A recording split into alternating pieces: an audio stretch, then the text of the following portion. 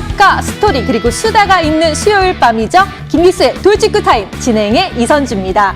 자, 오늘 정말 시장이 어려웠습니다. 파란 물이 우두두두 쏟아지는 그런 모습에 많은 분들이 놀라시지 않을까 생각이 드는데요. 왜 이렇게 된 걸까라는 고민이 되실 때 확실한 가이드 방향을 잡고 싶다면 오늘 이 시간 함께 해보시길 바랍니다. 확실한 가이드, 흔들리지 않는 가이드로 여러분의 마음을 조금 더 편안하게 해드리겠습니다. 자, 코스피가 3,000선이 부과되면서 이제 2,900선까지 밀려나는 모습 보였는데요. 투자 심리 악화로 추가 하락 마감하며 코스피, 코스닥 양시장 파란불을 보였습니다. 코스피는 전거래 대비 1.82% 내린 2,908.31의 장을 마쳤고요. 코스닥은 3% 넘게 급락하면서 930선의 모습을 밑돌았습니다. 전거래 대비 3.46% 하락한 922.36의 거래를 마쳤네요. 자, 이런 두 시장의 파란불 속에서 과연 우리는 어떻게 다가가야 될지, 어떻게 접근해야 될지 오늘 여기에 대한 명쾌한 솔루션을 제시해 주실 오늘의 돌직구 타임 주인공을 모셔보겠습니다. 바로 김기수 의원님 옆에 나와 계시는데요. 인사 나눠볼까요? 전문가님 안녕하세요. 네, 안녕하십니까. 저 오늘 시장 너무 어려웠습니다. 그래서 많은 분들께서 지금 약간 어떻게 하지 걱정하는 마음에 또 시청을 하고 계실 것 같은데요. 여기에 대해서 오늘 또 준비하신 꿀팁이 있다고 들었는데 기대해도 될까요? 네, 어려운 시장엔 네. 항상 그 이유가 있고 그 이유에 대해서 제대로 알아야 주식을 매도할 것이냐 아니면 보유할 것이냐에 대한 답을 얻을 수가 있죠. 그런 내용들을 여러분들과 함께 공부하도록 하겠습니다. 네. 자, 앞으로 어떤 시간, 어떤 설명이 펼쳐질지 많은 분들께서 기대해 주시길 바랍니다. 자, 오늘 돌직구 어떤 중요한 전략들을 나눠주실지 하나하나 이제 저희가 다가갈 텐데요. 그리고 김기수 위원장님과 또 소통할 수 있는 방법 알려드릴게요. 자, 여러분들이 아시는 노란톡을 통해서 우리 바로 다이렉트로 소통을 할 수 있는데 방송 후에 주식에 대한 궁금증 있으시면 마음껏 물어보시길 바랍니다. 문자로 샵 0988을 누르시고 김기수라고 보내주시거나 하단 자막 오른쪽 아래 보이시죠? 여기 QR코드를 찍으시면 바로 참여할 수 있으니까요. 망설이지 마시고 지금 바로 눌러주세요. 자, 그렇다면 김기수 의원님과 함께 오늘 주식 격언 한마디 한번 들어볼까 합니다. 자, 오늘 어떤 격언이 나올지 기대가 되는데요. 네, 어떨까요? 네, 일단 주식과 관련된 부분에 있어서 가장 기본적인 건 오늘과 같은 날도 있고 또 기억하실 겁니다, 여러분들. 1월 11일 날 종합주가지수가 3,266포인트를 칠 때 여러분들 이 내용 기억하실 거예요. 포모 현상이 엄청나게 진행됐다. 이제 포모 현상이라는 건 여러분들이 다 아시잖아요, 그죠? 자신만의 흐름을 놓치고 있는 것 같아서 심각한 두려움, 그런 부분들 때문에 남들과 함께 움직이려고 하는, 그래서 군중심리라고 하는데 그 부분에 대한 탐욕, 이런 부분들이 작동하는 현상이지요. 그런 때가 있듯이 또 오늘같이 모두 다가 같이 매도하고 싶은 타이밍에 놓여지는 상황이 있게 마련입니다. 그렇기 때문에 주식은 항상 대중의 뒤안길에 꽃길이 있고 군중과 같이 함께하면 수익을 달성하기가 어렵죠. 그래서 자신만의 투자법을 확립해야 되는 겁니다. 나름대로 본인이 어떤 주식을 어떻게 종목을 발굴을 해서 그 종목 부분의 실적이라든지 성장이라든지 그리고 그 종목이 시장의 흐름과 맞는 것인지 그런 가운데에서 기술적 분석을 통한 매매 타이밍을 정립하고 나름대로의 손절의 기준을 만들고 그 속에서 계좌, 오늘 보면 아까 앵커님 말씀하신 것처럼 대부분의 업종, 대부분의 섹터가 가 떨어졌죠. 네. 보험업종하고 은행 몇 종목을 제외하고는 대부분이 하락했습니다. 자, 우리가 곰곰이 생각해 보면 종합주가지수가 3,000포인트 위에 놓여져 있을 땐 종합주가지수가 박스권이니까 괜찮다고 하다가, 그죠? 이제 종합주가지수가 내려오게 되면 버틸만한 근간, 버틸만한, 기댈만한 부분이 뭐가 있겠습니까? 그걸 여러분들이 보유하신 종목에 대한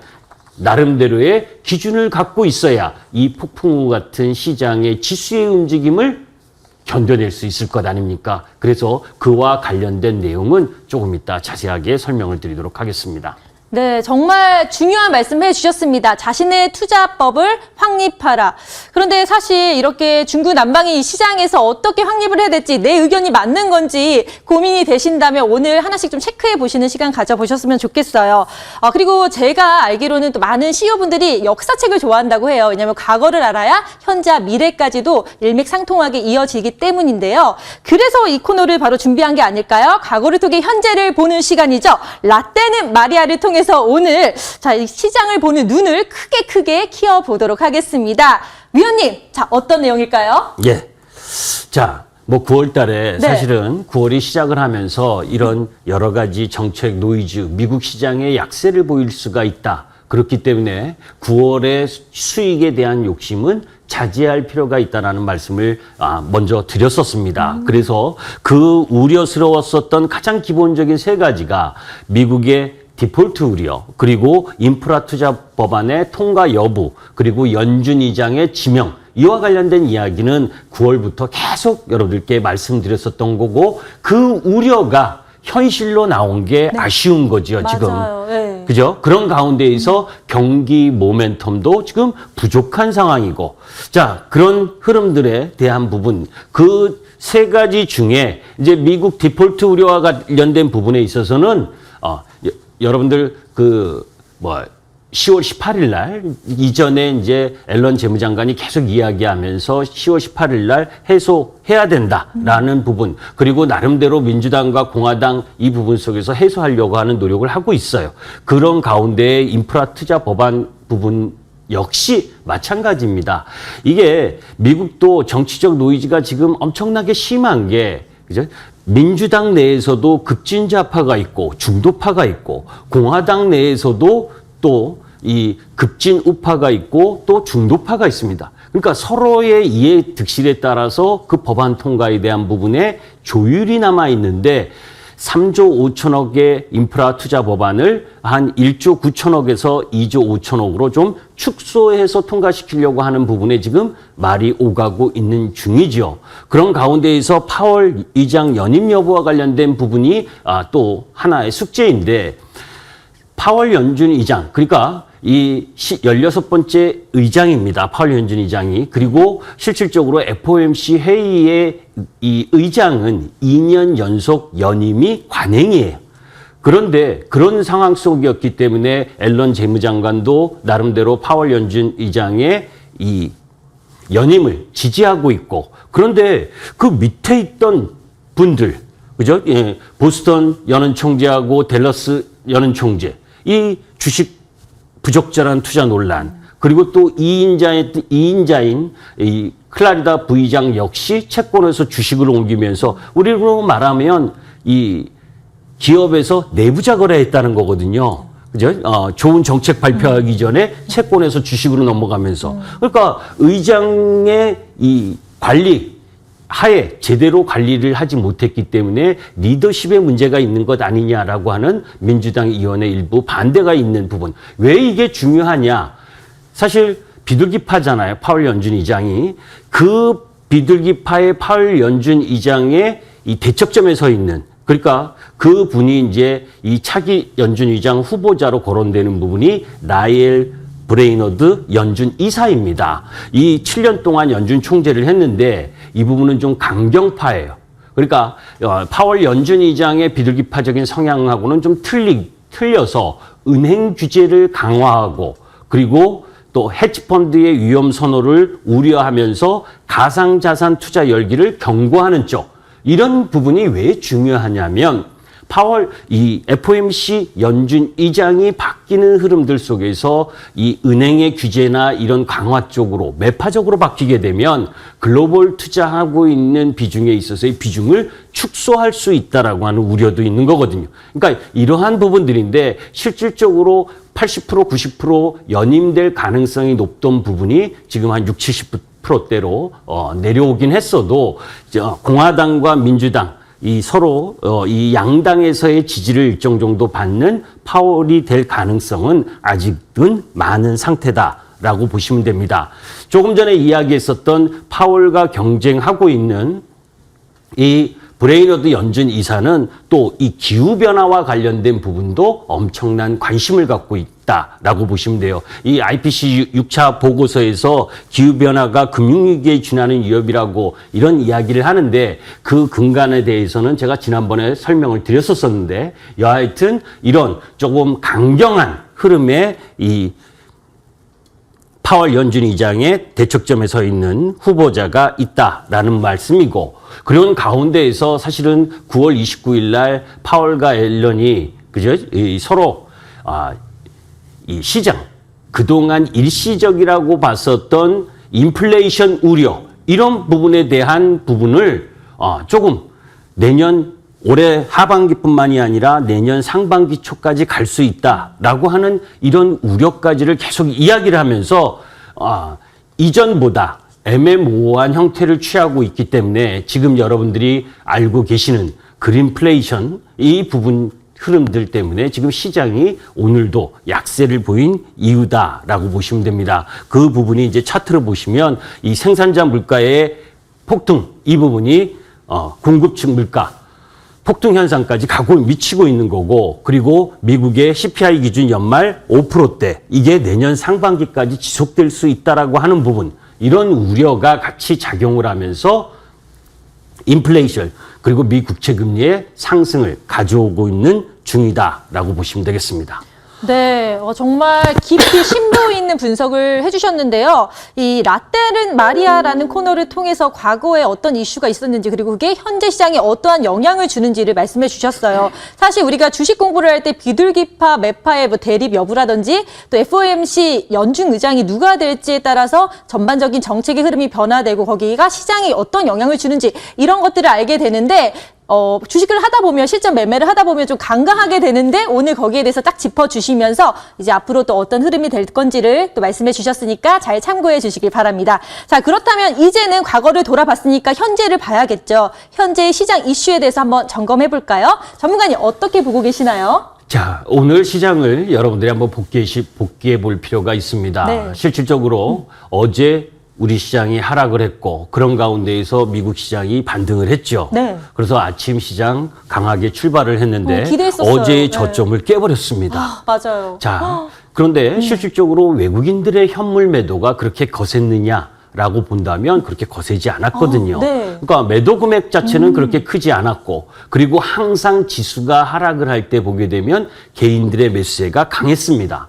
그런데 오늘 코스닥은 어제에 이어서 개인들의 매도가 오후장에 나오기 시작을 했습니다. 네. 그리고 오늘 아침 동시효과를 보신 분들은 아시겠지만 개별 종목 부분에 있어서 개인들의 신용이 많이 몰려있는 종목 위주로는 시초가부터 약세 흐름을 가지고 온 거예요. 네. 자, 여기서 도표를 하나 보도록 합니다. 우리가 이 예탁자산, 고객 예탁금은 68조에서 70조로 지금 정체가 되고 있습니다. 그 와중에 우리 올해 한 해 대형 IPO를 통해서 엄청난 회사들이 들어와 있죠. 네. 그죠? 거기에 자산이 일부 들어가 있고 그런 가운데에서 개인들의 추가적인 고객 예탁금이 증가가 없는 상황 속에서 그죠? 신용잔고가 25조 5천억 이렇게 엄청나게 네. 들어온 부분이거든요. 아직도 24조 5,800억입니다. 자, 그런데 여러분들도 들어보셨잖아요. 그죠? 개인들의 대출 규제를 옥죄고 있다. 옥죄는 가운데에서 주택담보대출과 신용대출에 이어서 주식시장 신용 공여 한도를 줄이는 과정 이것도 나타나고 있고 거기에 상반기 10대 우리가 개인 투자가들 특히 청년층 B2 영클 투자 네. 이런 이야기 저는 젊었을 때 그렇게 주식에 환장하지 않았는데 네. 그만큼 우리 요즘 청년들이 그죠? 돈 벌기 힘들다는 겁니다. 직장 구하기 힘들다는 거고. 그런데 많이 좀 공부를 해서 주식시장에 들어오시면 좋은데, 그죠? 그렇지 않고, 가면 오케이 하면서 추격 매수하고 하는 과정, 이런 부분들이나 또 그런 부분들의 예를 보게 되면 상반기에 10대에서 30대 신규 대출이 약 38조 7천억이라고 합니다. 전년도에 57조고요. 이 청년들이 빚이 이렇게 시중에 그것을 부동산을 샀든 뭐를 했든 간에 신규 대출이 엄청난 가운데에서 2021년도 신규 개설 청년층 명의의 계좌가 1172만 개가 증권 계좌가 개설이 됐습니다. 거기에 증권 담보 신규 대출도 상반기에 3조 5천억, 작년에 5조 3천억. 그러니까 주식 시장으로도 엄청난 신용을 사용하고 있다라고 하는 부분이죠. 안타깝게 제가 아까 여러분들께 말씀드린 것처럼 대중의 뒤안길에 꽃길이 있다라고 하는 부분들은, 그리고 또 아까 말씀드린 것처럼 미국 시장이 반등하지 못함에도 불구하고, 그리고 아시아 증시 전반적으로 니케이가 1% 내외, 그리고 홍콩마저도 네. 1% 내외의 약세인데도 불구하고 대만도 그러한데 우리 시장만 하락을 가속화했다라고 하는 부분은 네. 매수세가 받쳐주지 않는다. 그죠? 일단 뉴스로, 증권 뉴스에 나오는 게 여러분들 계속 오늘은 게 뭐예요? 저도 여러분들께 9월 전부터 말씀드렸지만 미국의 부채 한도 협상 위기, 그 라인을 계속 강조하고 있는 상황. 실질적으로 미국 부채 한도 협상 부분 진통 때문에 미국 시장이 급락했었던 때가 한 번 딱 있습니다. 2011년 8월에 2011년 그 3개월 동안 18%가 급락을 했었어요. 신용 등급이 하향을 하면서. 그 한 번을 제외하고는 대부분 자연스럽게 넘어간 부분인데 지금 우리 시장에 있어서는 여러 가지 이런 수급적 요인 흐름들 속에서 그런 공포스러운 메시지를 계속 던지고 있는 과정에서 개인 투자가의 이 신용 부분은 가격이 내려갈수록 그죠? 반대 매매를 맞을 수 있는 염려 이 속에서 악순환의 흐름을 가지고 올 수 있는 그런 흐름들로 진행된 게 오늘 시장의 모습이었다라고 보시면 됩니다. 네. 자, 그리고 어제 부분으로 보게 되면 실질적으로 10월 1일 날 미국의 머크사가 경구용 치료제, 그죠? 입원율과 사망률을 50%씩 감소시켰다라고 하는 부분. 이 부분이 나오면서 어제 여러분들 제약 바이오주 쭉 보시면 어제 걸 캡처한 거거든요. 셀트리온 12% 네. 박살나고. 그죠? 그리고 삼성 바이오로직스 하면서 이 대형성 바이오부터 시작을 해서 급락을 했죠. 그리고 거래소 쪽도 대형성 종목들이 하락을 했고, 오늘은 전체적으로 그동안 제가 여러분들께 계속 강조드렸었던 구조적 성장 흐름을 갖고 있는 2차 전지 소재나 수소 관련주들도 다 맥을 못 추는 형태의 움직임을 보이면서 네. 전체적으로 나락으로 빠지는 모습을 보여준 부분이 심리적 압박 흐름을 세게 갖고 가는 그런 상황이다. 그래서 결국 머크사의 이 경구용 치료제를 개발함으로 인해서 상대적으로 그 치료제와 같이 만드는 회사들 네. 먼저 만들지 못하면 항상 뒤떨어지게 되는 거거든요. 네. 그러니까 그런 흐름들이 제약바이오에 생겼고, 또 이제 곁다리로 하나 보시면 어제 제3호 인터넷 전문 은행 토스뱅크가 출범을 했잖아요. 네. 예, 그러니까 그 카카오뱅크에 악영향을 또 미치는 영향이거든요. 그래서 네. 항상 어떤 부분이 들어왔을 때 남의 행복이 나의 불행이 될 수 있는 네. 그런 주식 이 부분을 네. 염두에도 둬야 된다, 이런 말씀을 드립니다. 동전의 양면 같네요. 진짜 예. 남의 행복은 나의 불행. 자, 이제 그리고 그런 가운데에서 이제 3월 말에 미국채 10년물 금리가 1.746%를 올라갔을 때가 있습니다. 이때는 여러분들 잘 아실 거예요. 3월 말 저렇게 6.746% 올라가면서 우리나라의 조선철강건설기계지주화 이렇게 산업재 소재가 세게 올라가면서 경기 민감 섹터들이 올라가던 타임입니다. 그런데 지금 1.53% 어제 아이고. 올라가는 이번 올라가는 흐름에서는 네. 경기 민감주가 못 올라가고 있죠. 맞아요. 그 의미가 뭐냐면 3월 말과 지금의 인플레이션의 의미가 틀리다는 거죠. 저 때는 3월 달에 1.746%를 찍으러 올라갈 때는 경기가 좋아서 앞으로 더 좋아질 것이라고 하는 기대감, 이런 부분이 작동을 한 부분에 올라갔는데 네. 사실은 그게 코로나19의 기저효과에 의한 상승이었고, 네. 이번 부분에서 국채금리가 올라가는 부분은 경기가 좋아서 올라가는 게 아니라 그린플레이션이라고. 네. 그죠? 그 경기는 별로. 피크아웃 우려 일부분이 나오고, 또 오늘 IMF에서 네. 세계 경제 성장률 6%도 안 될 것 같다, 이런 하향 조정이 나오는 가운데에서 특정 원자재, 유가, 천연가스 이런 쪽 라인 부분만 올라가는 흐름들이 전개가 되고 있기 때문에 경기 관련주들이 못 올라가는 거죠. 네. 예, 그런 현상이 지금 전개됐다 이렇게 보시면 됩니다. 자, 이제 그린플레이션의 나비 효과와 관련된 부분 지금 지난주에도 간단하게 설명드렸는데 자, 어쩔 수 없는 부분이에요. 친환경 경제로 가는 데 있어서 해야 될 부분이고 네. 그런 부분에 나타나는 현상인데 네. 자, 여기서 중국 먼저 일어났었던 전력난 중국이 전력난이냐 했더니 네. 인도도 그죠? 아이고. 인도는 폭우의 국영기업 석탄 생산 운송 차질로 석탄을 제대로 생산하지 못해서 막 문제고 브라질은 전력 생산의 약 65%가 수력 발전인데 그죠? 90년 만에 최악의 가뭄이 들어서 수력 발전을 제대로 돌릴 수가 없는 상황이어서 천연가스를 어떻게 해볼까 하고 원전을 어떻게 해볼까 하는 네. 그런 준비 단계에 있고 네. 유럽은 그죠? 북유럽의 풍속 저하로 풍력 발전량이 감소되니 자 보게 되면 네. 전체적으로 유가가 상승할 수밖에 없고 천연가스가 상승할 수밖에 없는 그런 형태의 움직임으로 가고 있다라고 하는 부분의 뉴스입니다. 네. 자, 그런데 중국의 전략난은 야 호주하고 싸워서 호주 수출 수입 규제해서 그렇다라고 얘기하는데 실질적으로는 그게 아니에요.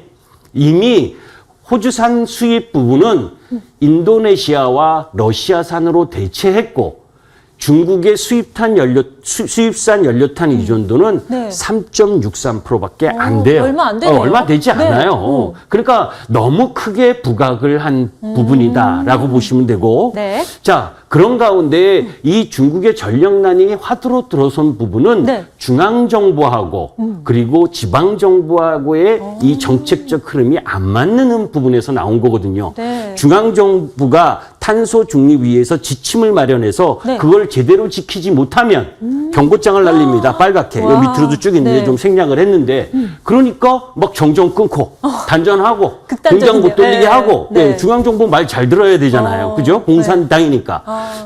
그러니까 그렇게 하는 바람에 전력의 문제가 일어났고 그런 가운데에서 정부 지시 위에 양고산업, 그러니까 양고산업이라는 건 고에너지 소비를 하고 고탄소 배출을 하는 이런 업종, 그런 산업, 이런 부분에서 정밀 타격을 통한 탄소 배출을 줄이기 위한 노력에서 나온 거죠. 그래서 석탄 화력 발전이라든지 뭐 석유화학, 화학공업, 철강, 비철 뭐 이런 쪽 라인 부분에 에너지 절감 주요 대상의 포맷을 잡고 간 거다라고 보시면 돼요. 그런데 변화가 좀 있었습니다. 9월 29일 날 발개위, 그러니까 국가발전개혁위원회 이 부분에서 그죠? 중국의 연료탄 생산 캐파를 재확대하고 석탄 화력 발전 통한 전력 공급을 보장하겠다. 그죠?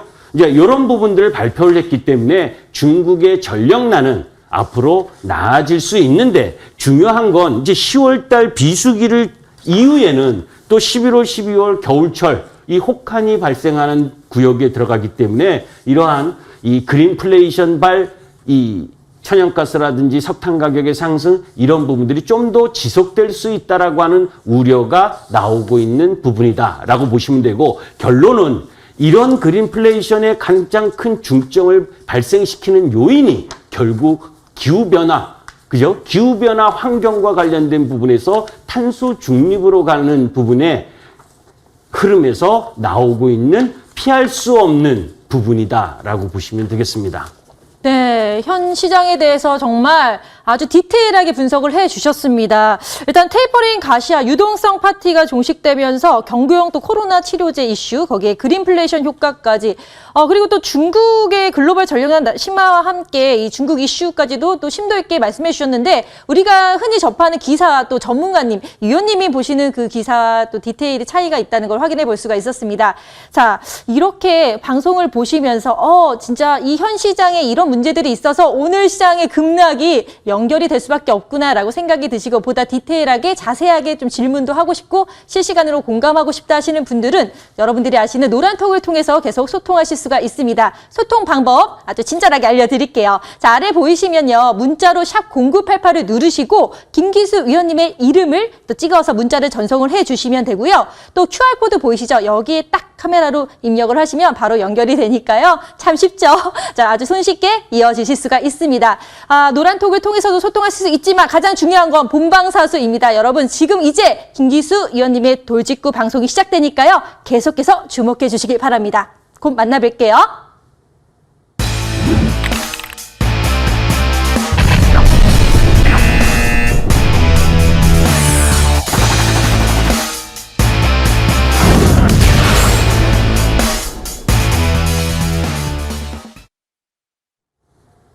사실 오늘 같은 날은 이렇게 강의를 들으시기보다 그저 외출을 통해서 산책을 하고 그런 가운데에서 오늘 비도 오는데 빈대떡에 막걸리 한 잔도 하시면서 주가에 대한 시름을 조금 더 벗어날 부분도 있습니다. 주식이 어떻게 항상 오르기만 하겠습니까? 떨어지는데 제가 오늘 이렇게 이야기하는 것 중에서도 여러분들이 중요시 살펴야 될 부분은 내가 보유하고 있는 부분이 이 오늘 많이 하락했든 적게 하락했든 어떤 내용에 의해서 시장이 하락하는데 내가 정말 보유할 수 있는 근거를 찾을 수 있겠느냐, 아니면 그저 지금이라도 매도해야 되는 근거를 찾을 수 있느냐 한다면 많은 도움이 될 거라고 봅니다. 자, 일단 제가 9월 달에 일정과 관련돼서 이야기를 말씀을 드렸었듯이 이제 10월 달 일정도 많습니다. 여기에 우리가 중요시 생각할 부분은 나중에도 이야기를 했지만 딱 두 개입니다.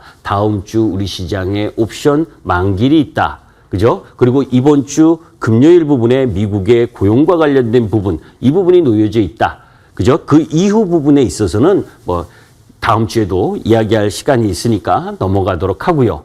자, 우리가 사실은 우리나라가 7월 14일 날 이 델타 변이가 재차 확산되는 흐름을 보이면서 그때부터 우리나라 델타 변이가 급속도로 증가하고 3,000명이 넘는 흐름을 보여줬죠. 그 여파가 글로벌 시장 전체적으로 갔고 그 속에서 동남아 쪽 라인 부분이 더 심한 흐름을 보여줬고, 여러분들의 머릿속에는 백신이나 치료제를 개발을 하게 되면 세상이 다시 이전 코로나19 이전의 세상으로 돌아갈 것이다 라고 생각하시는 분들이 많으실 겁니다. 저는 절대 그렇게 생각하지 않습니다.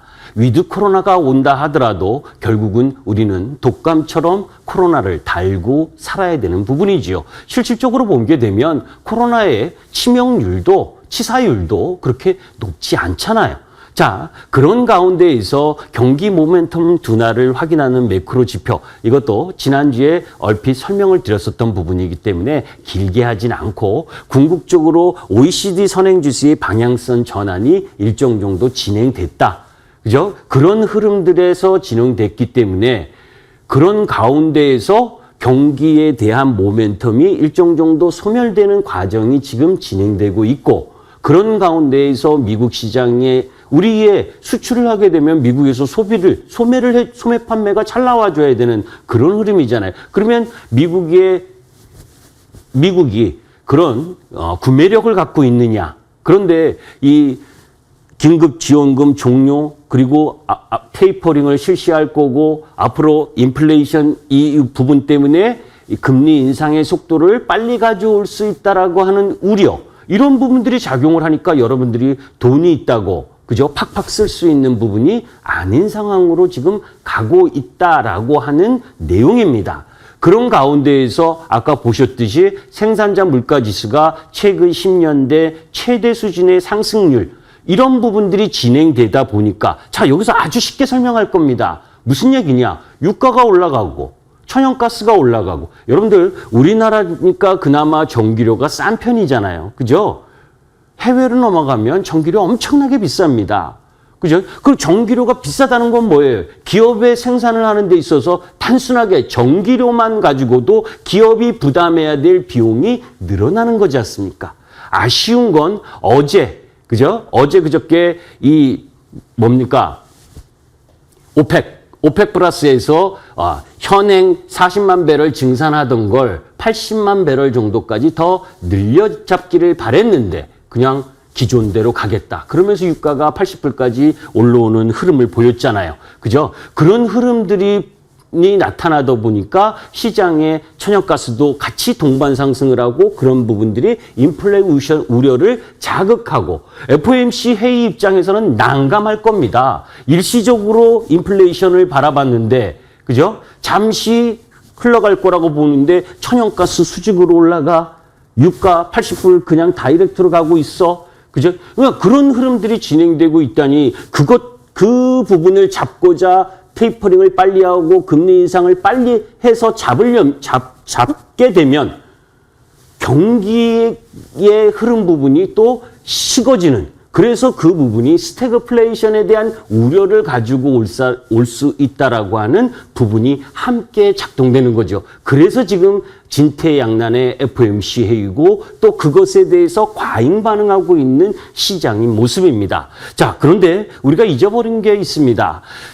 9월달 10월 1일 날 발표된 9월 한국 수출이 65년 만에 최고치라고 나왔죠. 물론 지금 도표로 보시면 수출액 막대 그래프는 사상 최고, 그죠? 흐름을 보여주고 있지만 수출 증가율은 꺾여가고 있는 흐름이 보여주고 있고 이 수출 증가율 둔화와 비용 상승 이런 부분들이 기업들의 마진 축소 압박과 이익 하향 조정 압력 상승에 대한 부분을 우려할 수 있는 요인인 건 분명합니다. 아직 그런 부분은 아니지만 그럴 가능성이 높은 흐름으로 가고 있다는 거죠. 자, 그런데 우리 9월 품목별 수출 실적을 보게 되면 반도체라든지 여러분들 시장에서 지금 가장 안 좋은 쪽이 어딘가요? 반도체 업종입니다. 그죠? 거기에 석유화, 일반 기계, 철강, 디스플레이, 무선통신, 컴퓨터 품목별 수출 실적이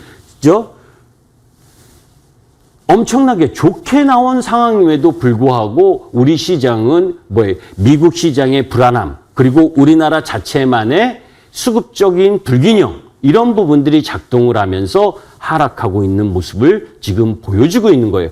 지금 경기에 대한 우려가 있고 사실 저 개인적으로는 9월달 이 정도의 수출 실적이 나오리라고 생각 못했습니다. 다소 꺾일 거라고 더 봤는데 오히려 실적이 잘 나온 상황이거든요. 그런데도 그러한 실적 부분보다 오히려 4, 4분기와 2022년대에 대한 우려를 먼저 갖고 있는 시장의 모습입니다. 이게 주가의 선행성이죠. 그죠? 주가의 선행성을 이렇게 이야기하고 있는데 그런 부분을 감안하더라도 너무 과한 하락을 지금 하고 있는 건 분명하다.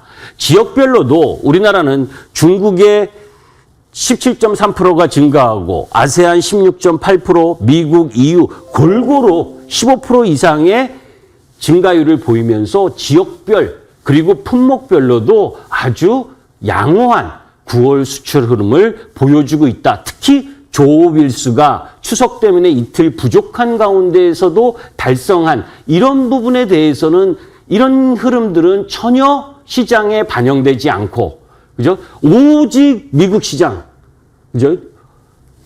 주식하면서 제일 안타까울 때가 오늘과 같은 날입니다. 그죠? 미국 시장에 의해 미국 시장의 부채 한도 협상 되고 안 되고가 사실 여러분들이나 저나 주식하는데 뭔 큰 의미가 있나요? 아주 단순하게 보면. 그죠? 그런데 그 미국의 부채 한도 협상이 제대로 안 됐을 경우엔 신용 등급이 하락을 하고 그 신용 등급이 하락하는 여파가 글로벌 시장에 전체적으로 영향을 미칠 수 있고 그런 흐름들이 안전자산 선호를 자극하고 이머징 마켓에 힘없는 우리나라 ATM 나라 같은 데서 돈 빼는 그런 타이밍으로 작용할 수 있다라고 하는 우려. 이게 약소국가의 비하 아닙니까? 그런 가운데 든든히 받쳐줘야 될 우리 국민연금 역시 계속 매도 일관이죠. 그죠? 그러니까 안전판은 하나도 없고 개인 투자가만 죽으라고 들어와 있는 상황이고 그 속에서 주식에 대한 내공이나 경험이 부족한 젊은 청년들이 주식시장의 대세다라고 몰고 들어와서 이 작년 코로나 이후 그렇게 급격한 상승을 맛봤었던 그 시장의 흐름이 2022년에도 똑같이 이어질 수 있다라고 하는 생각. 절대 그런 만만한 시장이 주식시장이 아님에도 불구하고 여러분들 종합주가지수가 3,100포인트일 때는 괜찮았나요? 괜찮지 않았잖아요. 그죠? 3,100포인트, 3,200포인트를 유지할 수 있었던 건 신규 IPO 상장 종목들의 상승과 그리고 2차 전지 소재 그리고 네이버 카카오 플랫폼의 순환 상승 그리고 그 속에서 수소산업 흐름들 이런 부분들이 진행되면서 구조적 성장 흐름을 갖고 가는 섹터들이 상승을 했기 때문에 그나마 종합주가지수를 유지할 수 있었는데 그런 쪽 섹터들도 너무 많이 올라온 것에 대한 한쪽은 너무 많이 올라온 것에 대한 부담을 해소하는 과정이라면 종합주가지수가 박스권일 때 계속 하락하면서 종합주가지수가 박스권이니까 내 섹터와 내 종목은 언제든 올라오겠지 하는 그 기대감마저 종합주가지수가 박살나면서 심리를 무너뜨리는 과정이 지금 진행되고 있다라고 하는 부분입니다. 조금 전에 9월 자동차 판매를 보셨지만 반도체 수급 차질 이 부분 때문에 급감한 흐름을 보여줬죠. 내수가 33.7% 급락을 했고 해외에서는 마이너스 15.6% 급감을 했습니다. 델타 변이 확산과 반도체 부족 여러분들 많이 들으셨잖아요. 9월에는 좀 예상보다 나아질 거라고 봤는데 차량용 반도체는 돈이 안 된다고 만들질 않으니까 또 차량용 반도체를 만드는 쪽이 대부분 동남아시아 쪽에 있다 보니까 거기 델타 변이가 확산됐으니 제대로 공급이 안 되고 진퇴양난이죠. 그죠?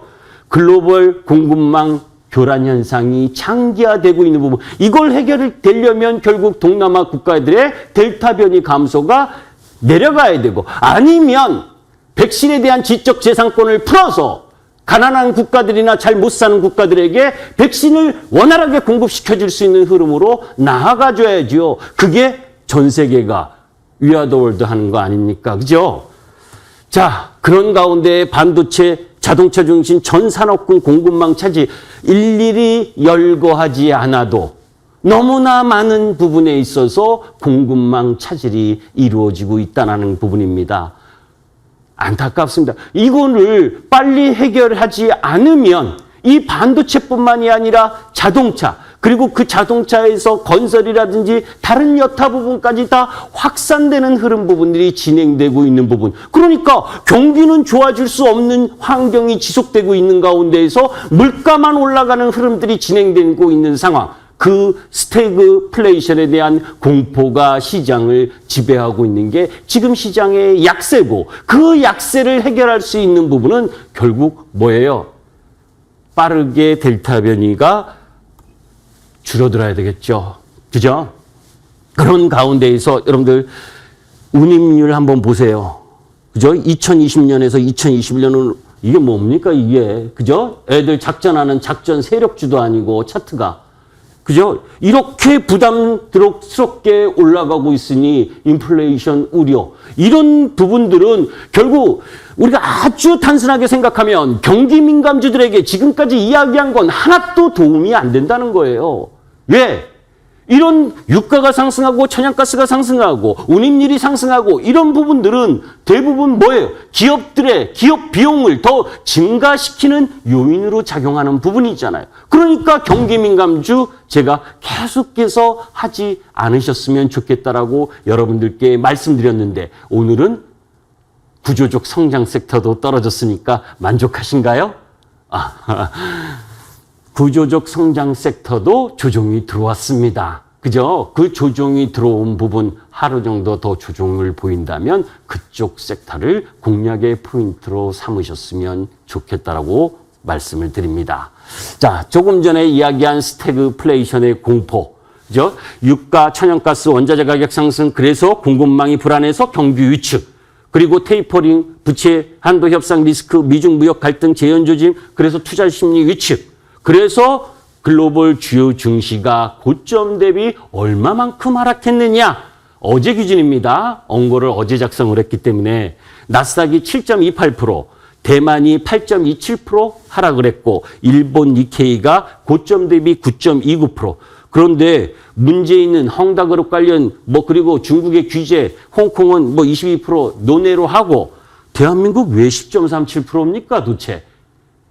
그죠? 오늘 코스피 기준 1.83% 떨어졌으니까 12.1 12.3% 정도 떨어졌네요. 그죠? 12.3%. 이런 악재 요인들의 우려 때문에 12.3% 정도 떨어졌습니다. 오늘 포함하면. 우리나라 한국 고점 대비 10% 전후의 주가 조정 국면은, 그죠? 이 필연적으로 실적 하향을 일정 정도 수반하는 경우를 제외하고는 거기까지 떨어지면 안 되는 거예요. 그죠? 특수한 경우, 2000년도 IT 버블이 붕괴하던 때나, 또 2008년 리만 브라더스 사태 때나, 또 이 무역 분쟁이나 코비드19로 하락했던 그때를 제외하고는 10% 전후에서 조정을 마무리하는 부분. 사실 제가 기술적 흐름 부분을 여기서 보여드릴 수 있으면 좋은데, 그죠? 우리 시장이 이번에 종합주가 지수가, 그죠? 3월 19일 날 1439포인트를 찍고, 그리고 1차 상승 1000포인트 하고, 다시 조정을 보이고, 다시 상승을 하면서 1월 11일 날 3266포인트를 찍었을 때 제가 단기 고점이 나왔다라고 말씀드렸었던 거 기억하실 겁니다. 그 3266포인트를 찍었을 때 고점을 형성했었던 종목이 삼성전자, LG화학, 그리고 현대차였죠. 그죠? 섹터에서. 그 섹터 부분은 10개월 동안 주구장창 LG화학을 제외하고는 지지구 볶으면서 계속 내려오기만 했죠.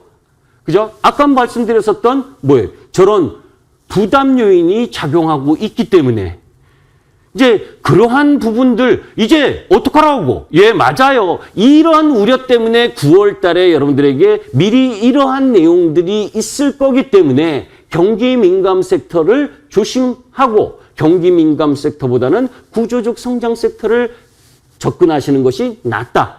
그죠? 자, 그런데 그러면 이제 와서 이제 다 내려왔는데 아까 그 악재라고 하는 부분들이 다 펼쳐졌습니다. 그리고 시장에서 하나하나씩 다 나왔어요. 자, 이제 그러면 뭐가 필요한 겁니까? 하나하나씩 해소돼야 될 시간이 필요한 거죠. 시장은, 고점은 여러 같이 처음에 모두에 설명드린 것처럼 포모 현상으로 막 탐욕으로 막 할 때 고점이 나오는 것처럼 하락은 공포, 내가 먼저 살겠다라는 공포감으로 매도를 할 때가 저점이 나오는 겁니다. 자연스러운 저점 없고, 그죠? 두려움 없는 고점 없습니다. 저점 없습니다. 공포에서 저점이 만들어지는 거예요. 공포 느끼시나요, 이제? 그죠? 2908포인트로 마감한 코스피가 오늘 행여 미국 시장이 떨어져서 내일 아침 반대 매매까지 흘러나오는 흐름이 전개가 되면 공포 극대화가 될 겁니다. 그 공포가 극대화, 오늘도 일정 정도 공포의 흐름이 진행됐죠. 장마감 부분에. 그런 흐름들의 진행인데, 자, 여기서 이제 냉정하게 살펴봐야죠. 그러면 지금의 밸류에이션이 단순히 우리 시장이 1439에서 3326포인트까지 올라왔고 3000포인트를 올라왔을 수 있었던 기반이 그냥 유동성만의 힘으로 올라왔느냐? 그거 아니라는 거예요. 그죠? 지금 코스피 12개월 선행퍼 기준 2020년 팬데믹 이후 가장 낮은 수준까지 내려왔습니다. 이 이야기는 뭐냐면 아까 여러 가지 요인을 이야기했었던 악재의 요인, 그런 거 다 터져서 나오도록 흐름이 진행되는 지수 라인까지 나왔다는 겁니다. 이제 와서 떨면 안 되죠. 그죠? 그런 악재가 우려가 있다라고 했을 때 그 우려에 내가 일정 정도 비중을 줄이지 않고 지금 내려와 있다면 이제 와서 조금 더 하락할 수 있는 부분에 매도를 던지는 건 늦은 거죠. 주식은요, 더 올라갈 수 있다 하더라도 제가 예를 들어서 삼성바이오로직스 98만 원에 이익 실현했다. 그죠? 효성첨단소재 86만 원에 이익 실현했다. 이런 이야기를 하는 이유가 조금 더 올라갔어요. 팔고 나서 삼성바이오로직스는 100만 원 넘어가고 효성첨단소재는 87만 7천 원까지 올라가고, 그런데 조금 더 올라가는 머리끝까지 내가 먹겠다. 이건 주식에서 반칙입니다. 반대로 내려가는 라인에서 내가 지금 들고 있는 게 조금 더 내려갈 수 있는데 그 위험만 되돌아 나온다면, 이겨낼 수 있다면 지금은 버티는 자리인 거죠. 그 관점으로 이 주식의 레벨을, 지수의 레벨을 볼 필요가 있다라고 보시면 됩니다. 자, 이제 위드 코로나의 전환점 시기입니다. 우리나라도 마찬가지죠. 그런데 여러분들은 위드 코로나 하면 여행 가고 항공, 여객, 카지노 이런 걸 생각을 하셔요. 저는 그쪽하고는 동의하지 않습니다. 그죠? 아까 예전 시간에도 이야기했지만 앞으로는 기후변화, 홍수, 폭염 이런 부분들이 글로벌 시장에 더 많이 발생을 할 겁니다. 편안하게 여행 가는 예전의 시대로 돌아가지는 못할 거다. 일부는 할 수 있겠죠. 그러나 그만큼의 흐름이 아니다라고 봅니다. 그렇다면 위드 코로나의 관점은 어떤 관점으로 보셔야 되냐면 아까 이야기했었던 경기 민감의 영향을 적게 받고 유가나 천연가스의 상승의 영향을 적게 받으면서 위드 코로나를 할 수 있는 데에서 기회를 찾을 수 있는 부분. 그게 뭡니까? 그죠? 4, 5, 6 오징어 게임에서 보듯이 한국의 컨텐츠 산업이라든지 그죠? 게임이라든지 이런 문화 콘텐츠 쪽 라인 이런 쪽이 그나마 그죠? 돌파구가 될 수 있는 여진을 함께 갖고 있는 그런 관점에서 위드 코로나를 보셨으면 좋겠습니다.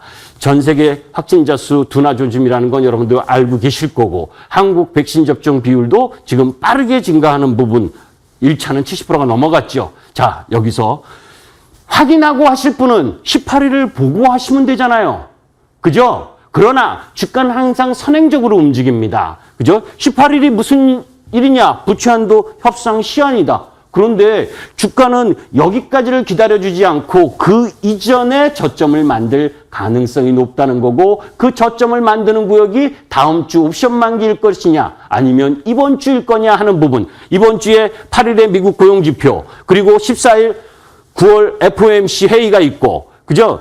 15일에 미국 소매 판매 이런 굵직한 부분들 그러니까 확인해 봐야 될 지표 상황들이 많은 흐름들이 지금 진행되고 있다. 거기에 오늘 또 초를 친 건 뭡니까? G20 정상회의에 시진핑이 참석 안 하겠다. 뭐 이런 뉘앙스의 기사가 흘러나오면서 미중 관계 악화 이런 여러 가지 부분들, 이런 부분들까지 복합적으로 작용한 시장이었다라는 걸 여러분들이 염두에 주셨으면 좋겠어요.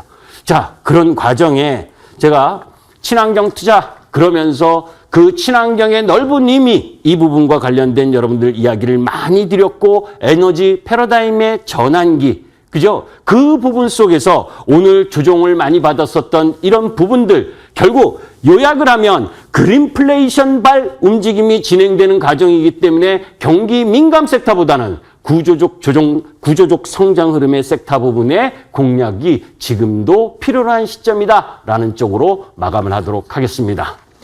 네, 진짜 현 시대에 위드 코로나 시대에 우리는 어떤 답을 가져가야 되냐? 바로 구조적 성장 섹터가 답인데 뭐 오징어 게임도 저 재밌게 봤는데요. 여기에 대해서 문화 콘텐츠 관련주도 있고 숨겨진 또 성장주들이 있기 때문에 이런 점들을 잘 캐치하면 도움이 많이 되실 것 같네요.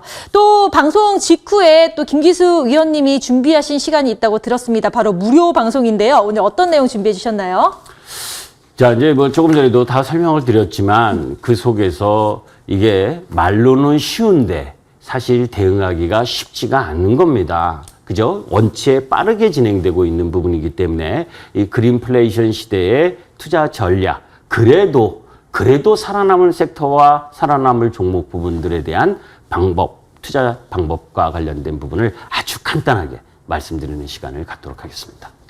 네, 그린플레이션 시대 투자 전략 저도 정말 궁금해지는데요. 어떤 전략을 펼쳐주실지 방송 직후 6시 40분부터 참여하실 수가 있습니다. 참여 방법 알려드릴게요. 포털 사이트에 MTM 밴드라고 검색을 하신 다음에 맨 위에 떠있는 그 클릭을 해주시면요. 바로 들어가실 수가 있습니다. 저희 홈페이지에서 김기수 어드바이저의 얼굴이 보이는데요. 여기 빨간색으로 방송 중 보이시죠? 여기를 클릭해 주시면 바로 무료 방송을 시청하실 수 있고요. 실시간 소통까지 함께 할 수 있으니까 여러분 기대 많이 해주시고 많은 참여 부탁드리겠습니다. 네, 오늘 과거부터 현재 시장 그리고 지금 위드 코로나 시대에 어떻게 헤쳐나가야 할지 정말 강력한 돌직구 강의를 해주셨는데요. 저희는 다음 주 수요일에도 더 강력한 돌직구를 가지고 돌아올 테니까 여러분 꼭 참여해 주시길 바랍니다. 자, 여러분 어려운 시대일수록 명쾌한 해답, 명쾌한 가이드가 필요한데요. 오늘 이 시간이 그런 시간이 되셨으면 좋겠습니다. 오늘 함께해 주신 여러분 고맙습니다.